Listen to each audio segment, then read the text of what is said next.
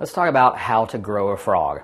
There are actually some companies that make kits on growing frogs, and so that's a nice way to have the entire setup and to watch the entire metamorphosis process. And so growing frogs can be an educational and entertaining type of thing for children to do, and it's a very good learning experience because frogs go through a unique life cycle. They start out as tadpoles in frog spawn, which is an egg mass, and so in that egg they will grow their tails and then break from their egg shell.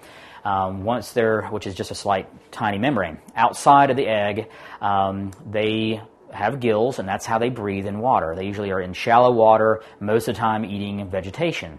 After that occurs, the front legs start growing, and they start resorbing their tail. As they resorb the tail, they use that for nutrition, and generally don't eat very much during that time.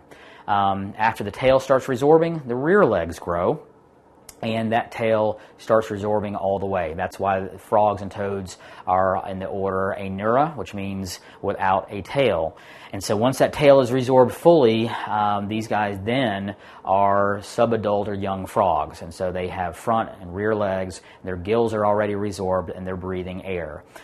Frogs and toads vary quite a bit. Frogs are very semi-aquatic or like to live in semi-moist environments, whereas toads often like to live in more terrestrial environments.